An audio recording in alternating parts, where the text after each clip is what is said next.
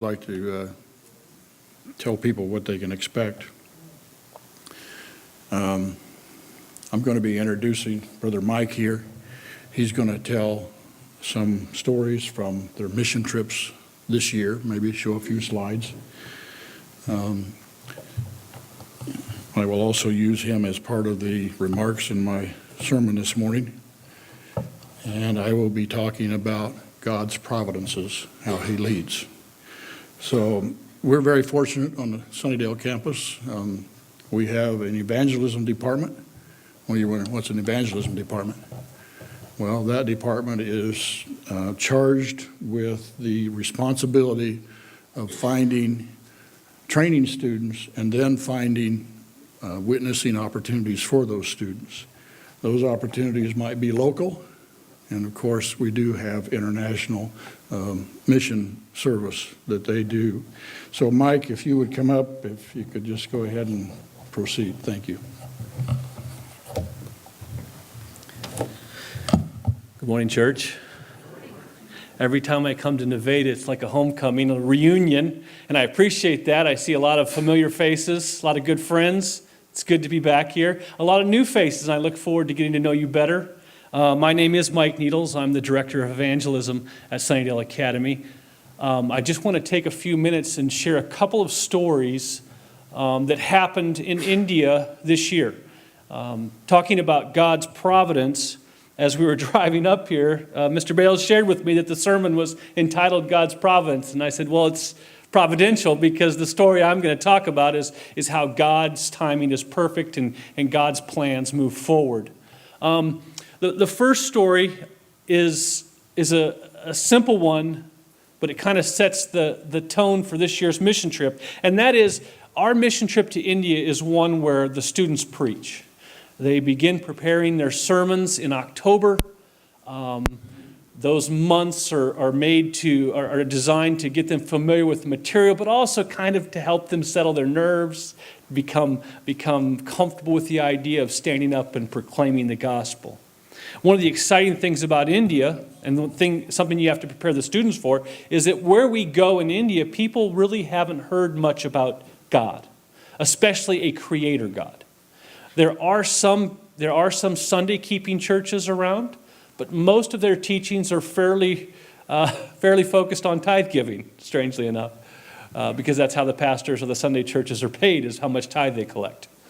So really, the what they know about creation and the Creator God and the Bible is very, very minimal. And so when you're preaching to a congregation full of people who have no idea what this book says, students have to understand what this book says so that they can preach it. And so it's fun to go through that process with our students. Through that process, prayer is a big part of it. We all understand that the Holy Spirit convicts people and changes people. We don't. We're just a small part of that. Our students, through this process, we're praying every day for assistance for us, for help for us, but also for the people that we're going to be witnessing to, for the people that we're going to see and interact with in India.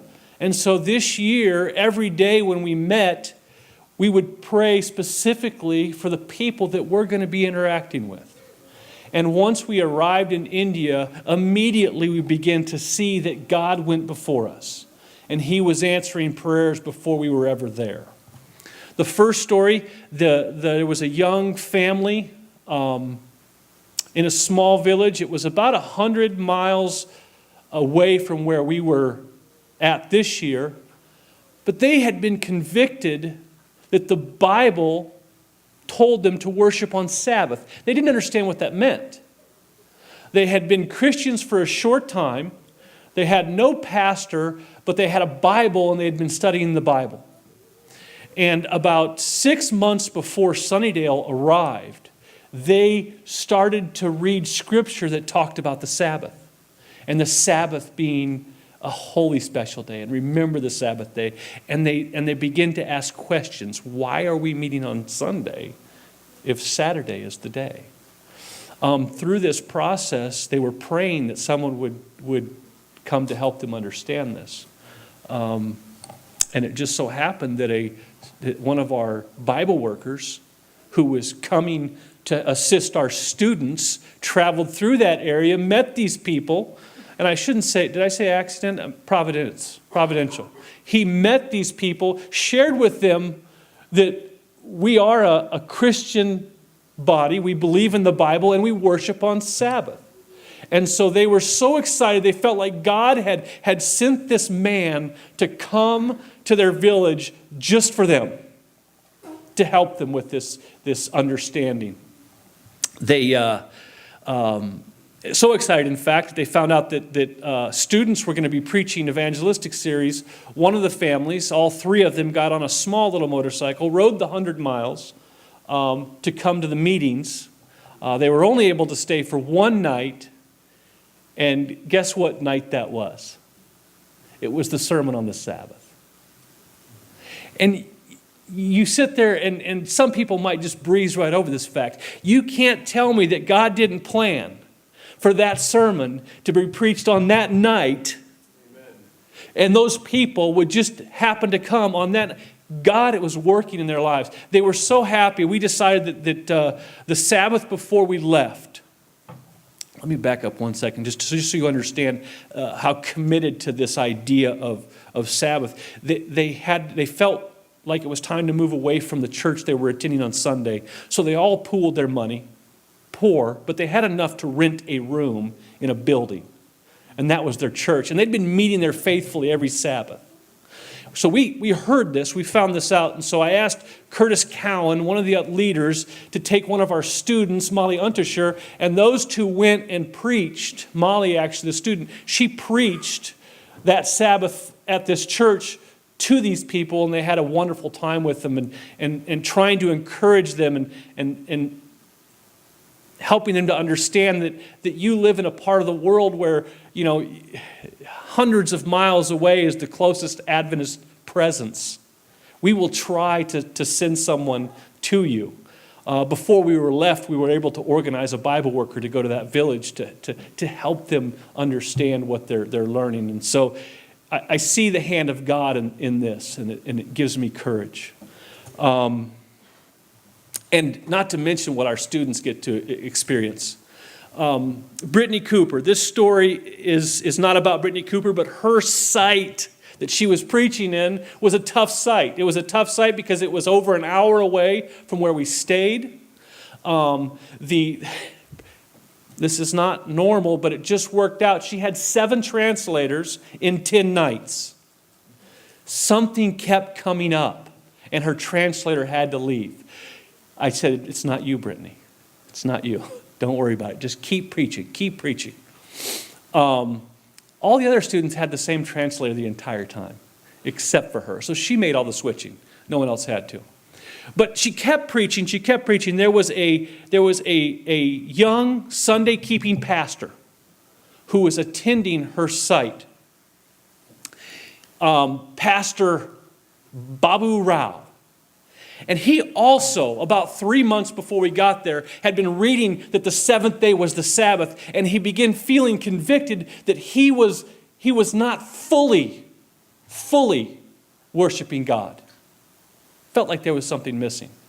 And it just so happened about a month later, our Bible workers that go in before us, they were there and they started teaching and they started talking about the Creator God on the 7th day, and this pastor was ecstatic. He felt like God had brought these Bible workers to him. Now, just so you understand, a pastor, a Sunday keeping pastor, his income is based on the tithe that his church gives. That's not how our pastors work in India. And in fact, most of our pastors are paid considerably less than the Sunday keeping pastors make. So he was faced with a dilemma. He's supporting his family. He's supporting his both grandparents are in his home. He's got a responsibility there. He felt convicted. Regardless of what happens, he is going to keep God's law. And he was baptized into the Seventh-day Adventist Church. Now, the section leaders were impressed by that. They were moved by his story. They offered him a spot in one of our seminaries, one of our Bible colleges in India. He's going to go attend. He's going to go through that. He knows quite a bit of the Bible he studied, but he is going to study to be an Adventist pastor in India. That's only part of the cool part of this story. His church is over 80 members. And they were upset with him that he did not tell them sooner about this idea of the Sabbath. And all 80 members came to Brittany's meeting and demanded to be baptized. That they wanted to be baptized. Our pastor's being baptized, we're being baptized. Well, the section had to slow them down a little bit. Look, we haven't studied with you. We need to, so we worked out and had 2 extra Bible workers come, and they're in Bible studies right now as we speak, and they're studying to be baptized into the Adventist church. And that is providential. God's time, he knew that this man was going to answer the call of the Holy Spirit and be convicted on this. And he knew that in some small way, Sunnydale Academy could be there at that time and help him through this process. And so today, as we talk about providential things, I'm so thankful that we serve a God that looks out for us. He lets us humans kind of flounder around in his work, but in his perfection, in his majesty, he just makes it all work for his glory. And I'm so thankful to serve a God that needs someone like me, that needs someone like Sunnydale Academy students, that needs you guys to be a part of his work. Thank you.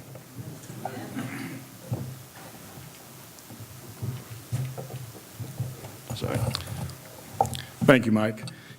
Generally, I have a couple of students that come with me, but for some reason, they all had other activities this weekend, Pathfinders, and then the idea of getting up and leaving Sunnydale at 5:30 in the morning didn't appeal to them either. So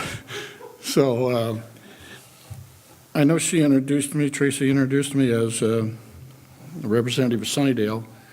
Just a little bit of history. I did work there for 27 years, retired 2 years ago. Third week in January of this year, I got a call from Elder Corridon, the conference president, and he can be quite short. He said, I want you to be at a meeting on Tuesday, this coming Tuesday. And I said, yeah, I can be there. And that was the extent of the conversation. So Tuesday I showed up, and I thought, well, this is probably some little committee of some kind or whatever. But no, when I got there was like 60 people there. Most of the pastors from the conference were there. And this discussion began in regard to fundraising for Sunnydale. And how many of you have seen the video that we produced? Whoa, not very many. Maybe we should have shown that this morning. Yes. Oh, have we got the video?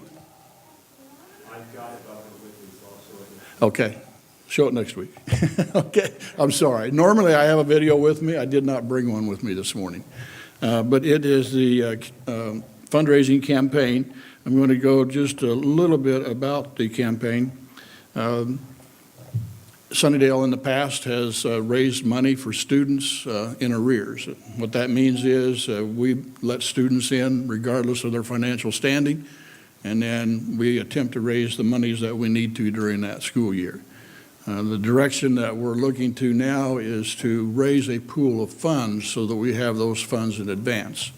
And I think most of you can understand the reason why. It strengthens the budgeting process, and it also makes it possible that all of the students who want to come can. So that's the campaign that is taking place. Anyway, the meeting progressed, and at the end of the meeting, I found myself employed. I was no longer retired. I was working for Sunnydale again as a fundraiser.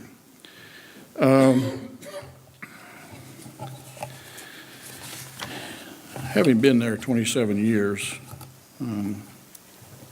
you see some amazing things happen. And I'd like to talk about some of those things that have happened. Some of them were before I came there. But I'm going to start off by talking about this axe head that floated. Elijah at the School of the Prophets. What do we know about the School of the Prophets?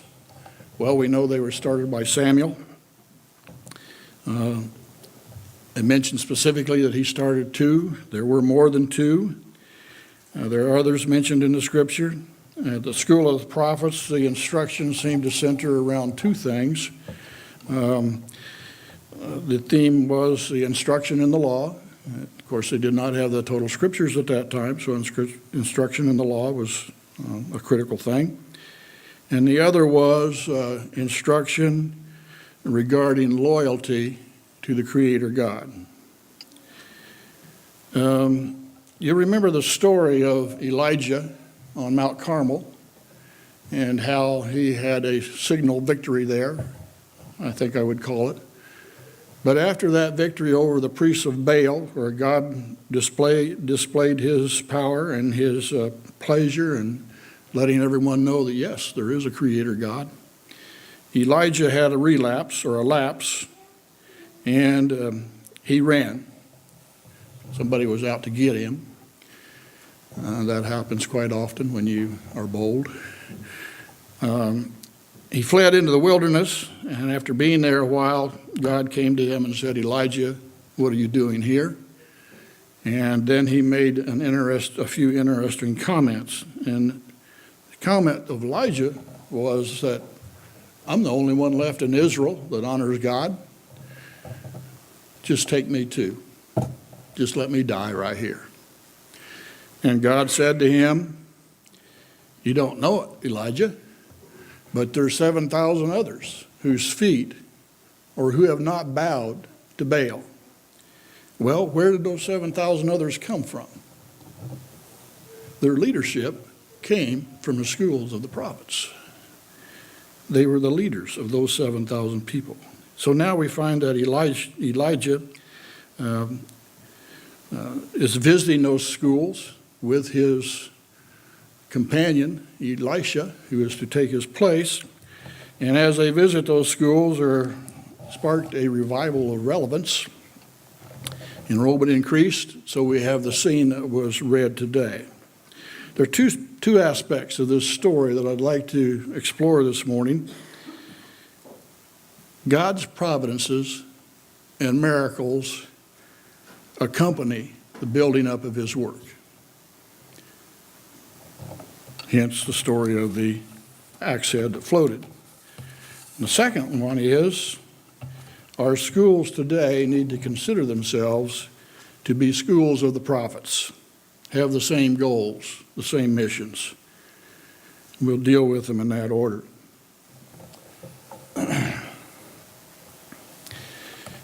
I'd like to relate some of the providences that occurred in the founding of Sunnydale. Beginning in the early 1940s, there was a movement among the constituents of the Missouri Conference. They wanted their own boarding high school. They counseled with the brethren at the union level and at the GC level, and they were given 3 objections. And those 3 objections were, first of all, the constituency was too small. It was about 5,000 people. It was considered too small to support a boarding school. Secondly, there was a war going on, and there was no money for that kind of an undertaking. And thirdly, there were other academies close by, and one of them, of course, was right here, that the students from the Missouri area could attend. So they thought it was not necessary to have another school. Well, that did not stop the movement. In the spring of 1945, Elder Hutchins, who was the conference president in Missouri, formed an academy committee. It consisted of 10 men, and the men were from the local conference, from the union conference, and the general conference. And they advertised in the Kansas City paper and in the St. Louis paper for various sites where a school might be built. And after receiving a number of responses, they set aside 2 weeks to visit these various sites. The 2 weeks were almost up. They'd come to no agreement on the building site. They stopped for rest just outside of Moberly, Missouri. And several of the brethren took Elder Hutchins aside. And they said to Elder Hutchins, tell the constituents of Sunnydale, the constituents of your conference, that just forget this school business. It's not going to happen. Elder Hutchins came back with what I call kind of a bold reply. He said, well, if I do that, I'm done here. My ministry will be null and void. If I don't do that, then I'm probably going to be in trouble with the union and the general conference. It got real quiet. And then Brother Neil Wilson, who was the wasn't Mid-America Union, but the Union Conference president at that time, said to Brother Hutchins, you do what you think best. We'll not stand in your way. Sunnydale Academy was born at that moment. They got back in their cars, headed to the last site they were to visit. It was the A.B. Chance Show Farm, located just outside of Centralia, Missouri. As they drove past, the demeanor of the men changed. And the brethren from the General Conference said to Elder Hutchins, you know, if you could get a place like that, we might be in favor of it. So the decision was made to visit with the gentleman that owned the farm. His name was A.B. Chance.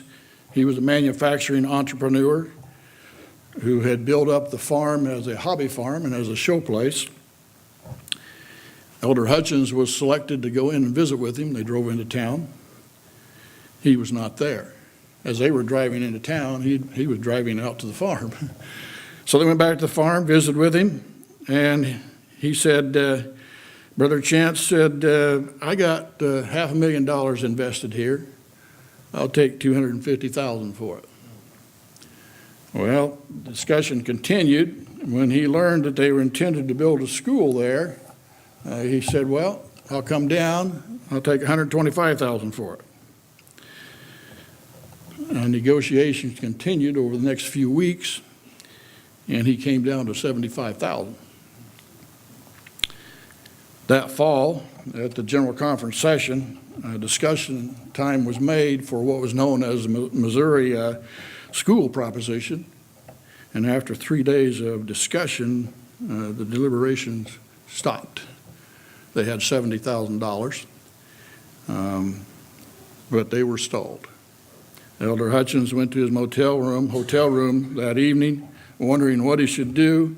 Late in the evening, in fact, it was almost midnight, he sent a telegram to Mr. Chance and said, is there any chance that you would take $70,000? That's all we got. 2:30 in the morning, there was a rap on the door.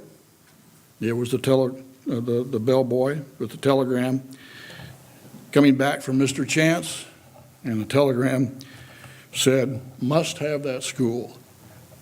It's yours, $70,000. Well, what came with that? 865 acres of farmland. Translate that into today's prices. 5 tractors, equipment to go with the tractors, 6 trucks, 139 milk cows, dairy barn, silo, 100 goats, and to top it off, 150 head of hogs. Sunnydale was dubbed our miracle school. That was October 18 of 1945. The goal was to be open by September of 1946, 11 months away. Well, as you might imagine, the hogs were the first to go. Then the goats. Then in the early 60s, there was catastrophic fire, and the entire dairy complex burned. Well, that's the groundbreaking, by the way. And Mr. Chance, who was a philanthropist, came to the groundbreaking and also to the first day of school that was held the following September. Well, we still have the farmland. It's been developed. It has 4 irrigation systems on it, which is another providential story that I'm not going to tell this morning, but you're welcome to ask me about it. I'll just say this much. Those irrigation systems did not cost us 1 penny. The farm provides about $150,000 to $190,000 of revenue for the school each year. Well, there was two major issues in building the school: cash and materials. The constituency had agreed there would be no debt. One Friday afternoon, the school superintendent, a fellow by the name of Mr. Hartman, realized that they were about to run out of money. He called over to the conference office to Brother Hutchins, and they discussed what to do. And they decided to tell the workers not to come back on Monday. Elder Hutchins, that they would bring them back on when cash became available. Elder Hutchins was scheduled to speak in St. Louis at the St. Louis Central Church the next day. So he took the train that evening from Kansas City to St. Louis. And as was his custom, when he visited in churches, he would always give a report of what was the building progress at Sunnydale before he gave his sermon for the day. And so today was no exception. He got up and began to tell what was going on as they were building, and then, of course, had to mention that they had laid the workers off because of lack of funds. As he was speaking, a little girl was coming up the aisle, and she came right up to the platform, handed him a little piece of paper, and of course, he looked at the piece of paper, kind of shocked, and then he asked the question of the congregation: "Is this number on this piece of paper real?" And a gentleman stood up in the back. He said, "Yes, that's a good number. I have sold my business, and I had committed before I sold it that half of the proceeds would go to Sunnydale, to the building there. And the amount written on the piece of paper was $10,000, which was a sizable sum in 1945. Workers were called back. There was no stoppage. Well, then there's the issue of building materials. World War II had just ended. The economy of the United States was just shifting from wartime production to domestic production. There was limited lumber available. The builders came to a point where they were about to run out of materials. Elder Hartman, who had connections with the building industry from his previous work experience, began to called a number of distribution centers, called a number of lumber yards. No luck. He decided he would make one more call, and the call was to a lumber yard in Jefferson City, which was about 50 miles away, and they had bought some materials there already, and he thought, I'll call this lumber yard and see if there's any chance that they would have some lumber available. So he did. And as he called, the gentleman on the other line, on the end of the line, said, well, hold on just a minute. He said, I think they're spotting a carload of lumber in our lot right now. And presently he came back on the phone, and he said, yes, there's a carload of lumber here. He said, if you'll get your trucks down here and get it all today, I won't even let anybody else know it's here. That way I won't have to worry with distributing to other people. And then he said something interesting. He said, now, who is this? And Elder Hartman said, well, it's Mr. Hartman, business manager at the new school that we're building up here at Centralia. The gentleman said, well, I don't know anything about any school or any Brother Hartman. But he said, you get your trucks down here. The lumber's yours. Well, that caused Brother Hartman to be a little bit puzzled. He called the telephone operator to inquire who he had just spoken to. Telephone operator told him. How many of you remember how you made a long-distance call in those days? Called Central. Central plugged you into the number that you gave him. She had plugged him in to a lumber yard that was 8 miles away. Kind of providential, isn't it? Well, how about something a little newer? It was the summer of 2010. We were right in the middle of the recruiting season. My wife said to me one morning while we were still in bed, You're not sleeping. What's going on? So I proceeded to tell her my dilemma. On my desk in the office, there was a list. It had 14 students on it. They were students that I could not recommend that the school accept because they did not have the resources to come, and I didn't have the resources to make up the difference of what they needed. Her answer was the same as it always is. Let's pray about it. So we did. About 9 the following Monday, Scott Hawkinson, who was the student evangelism director before Mike, came into my office, and Scott said, as we often prayed together, and his opening remarks were, "You got anything you want to pray about this morning?" I shoved that piece of paper over in front of him with the 14 names on it. We prayed. I'm not too sure the reason why, but our school secretary was not there that morning, so I opened and sorted the mail. There was an envelope from the general conference. Figuring it was a bill, I put it on the bottom of the stack. You know how that is. Leave the best till last, I guess. Well, I got down to the bottom of the stack, opened the envelope, and had a rather spine-chilling experience. Inside was a check. The memo line said, "For worthy students."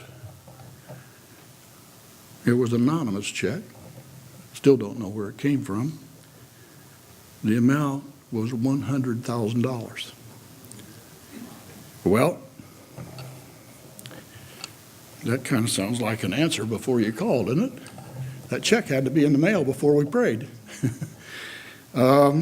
I started making phone calls that very day. 12 of the 14 students came to Sunnydale. They've all graduated now. We got our dollar stretcher out and stretched that $100,000 as far as we could, helping students.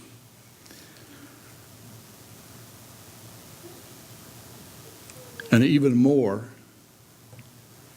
present experience I'd like to have Mike tell.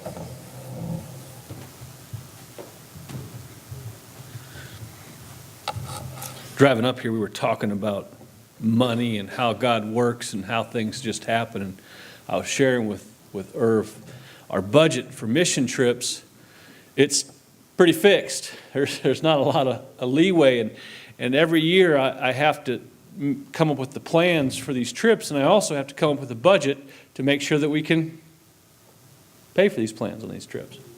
And so that is one of the aspects of my job that's not necessarily fun, but it has to happen and it has to be right. And so I pray about this budget a lot. And so coming into this last year, after my trip to India to make all the arrangements, to make the plans, to help choose the sites, to do all the preparation on that side, coming back, finalizing the budget, I realized that we had a problem.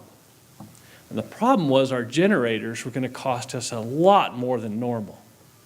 Normally they're about $2,000 for the entire event.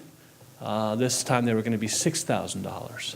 And we just didn't have it. It wasn't there. And so I called my contact, my partner. Now he's my partner in India, Sudhir. And I said, I don't know what to do. This isn't going to fit.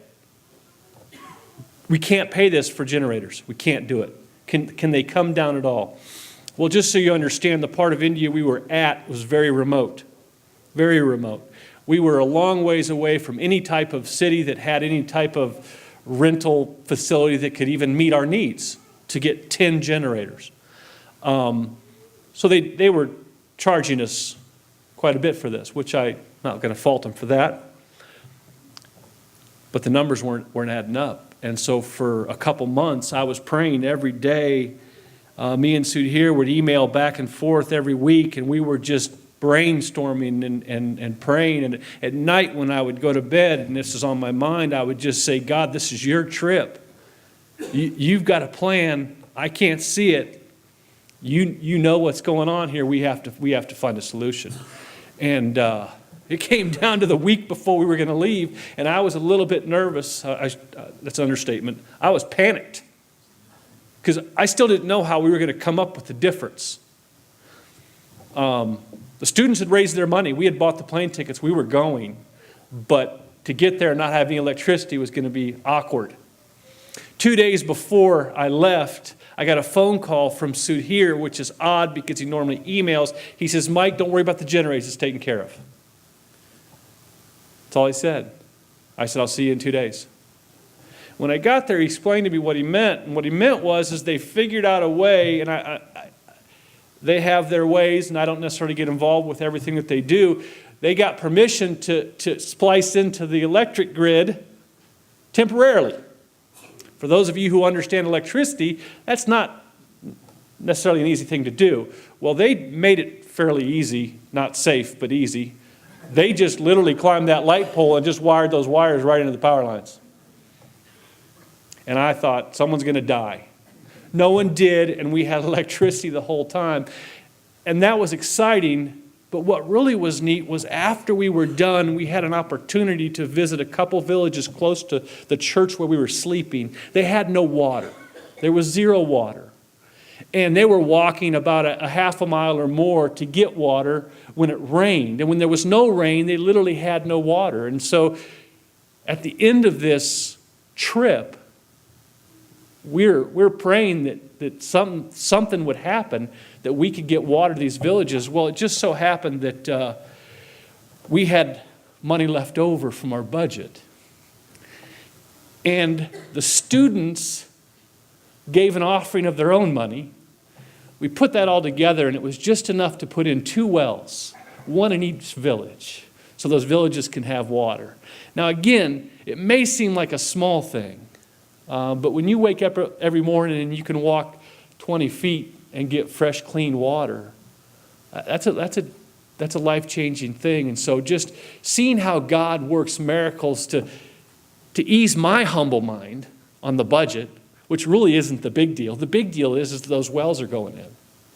And I just see God having a plan. And with His finances and dealing with His money, it's exciting. It's exciting. Even though it can be a little bit nerve-wracking at times. It tests our faith. But God is faithful. He always comes through.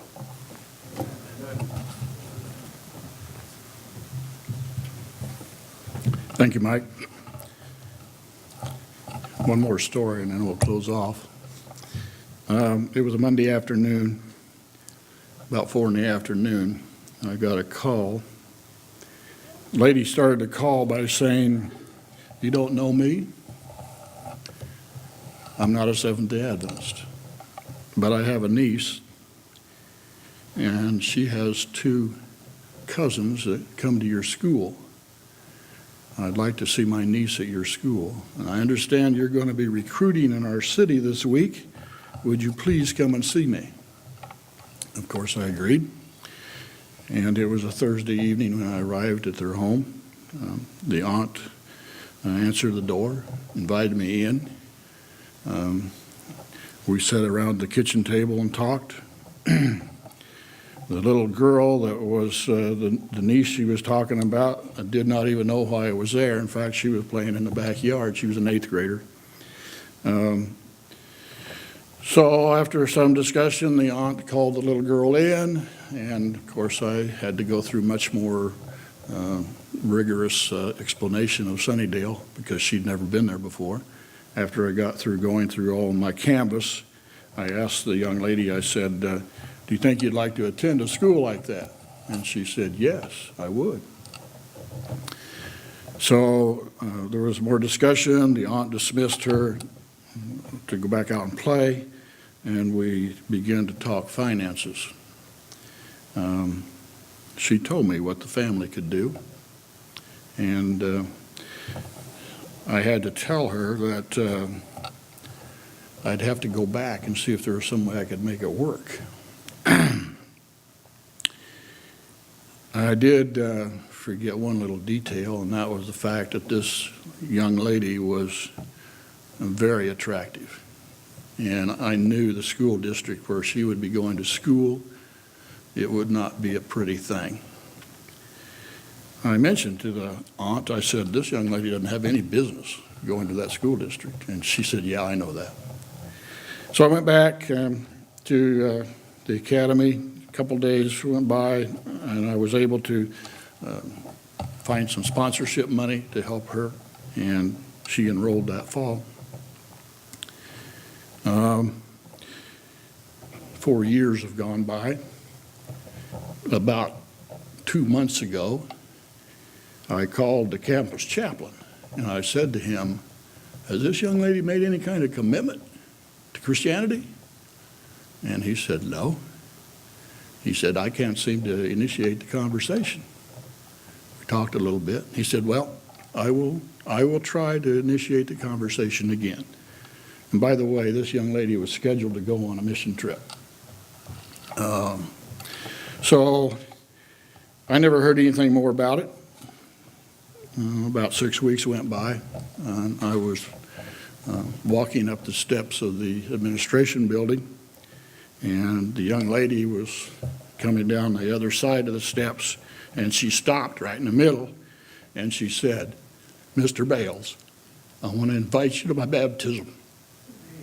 Well, what had happened was the chaplain didn't know it, but she was studying with another staff member, and so she made her commitment.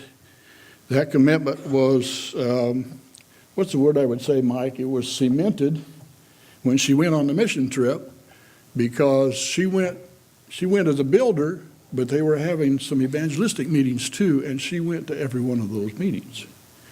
So those are the kind of stories that convince us that God still takes care of us. Well, the second point I made.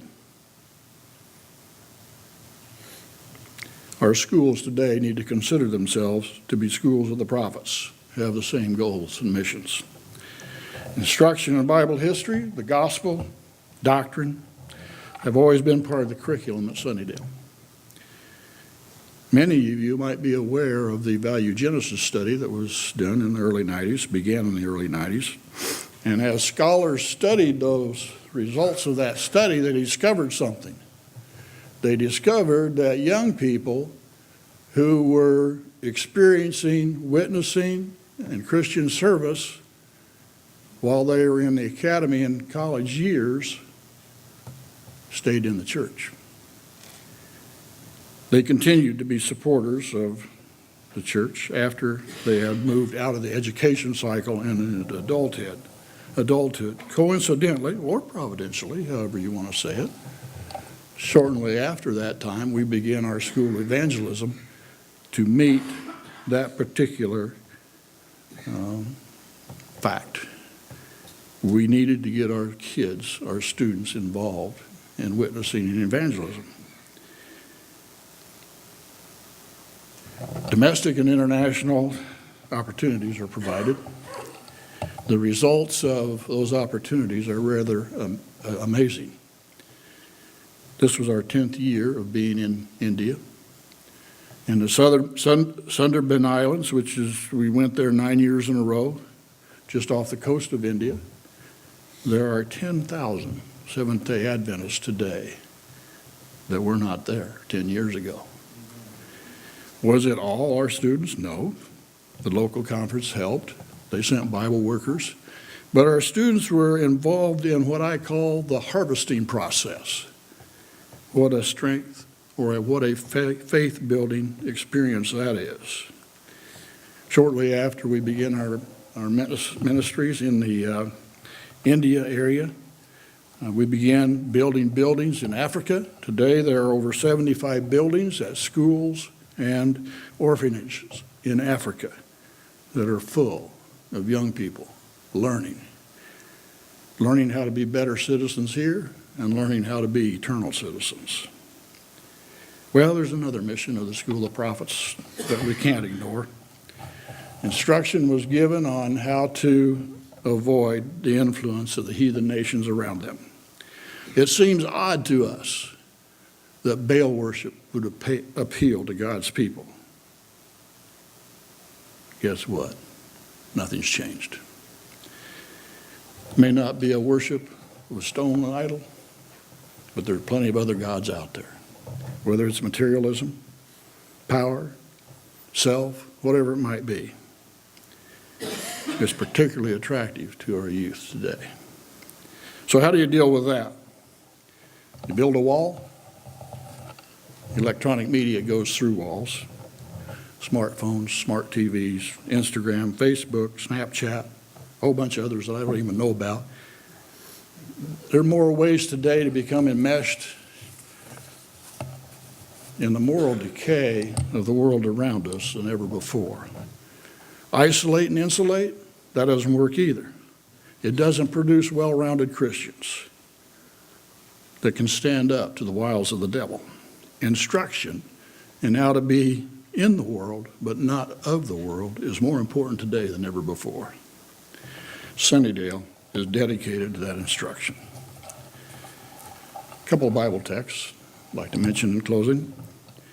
Jeremiah 13, verse 20, lift up your eyes and behold them that come from the north. Where is the flock that was given you, your beautiful flock? Jerusalem is about to be overtaken. The prophet asked the question of those that are in charge. Where's the flock that I entrusted to you? I consider every young person who wants to be at Sunnydale a part of the flock that's entrusted to us. Every one of them a treasure. I'm sorry, I got busy preaching and didn't advance the pictures, but that's okay. Matthew chapter 6. Jesus gives us some counsel regarding a number of things. How to give to the needy, how to pray, how to fast. Then he says some interesting things about treasures. Do not store up for yourselves treasures on earth where moths and vermin destroy and where thieves break in and steal. But store up for yourselves treasures in heaven where moths and vermin do not destroy and where thieves do not break in and steal. For where your treasure is, there will your heart be also. How do you store up treasure in heaven? We're not talking money. We're talking people. I can't think of a better way to store up treasures in heaven than investing in Christian education for our youth. Our youth at Sunnydale, and of course our youth right here in your own church school. This financial campaign that we're on is a big, big deal. Students are depending upon it for them to be at Sunnydale. The dollars that you might give as a gift to help one of those students could be your treasure in heaven.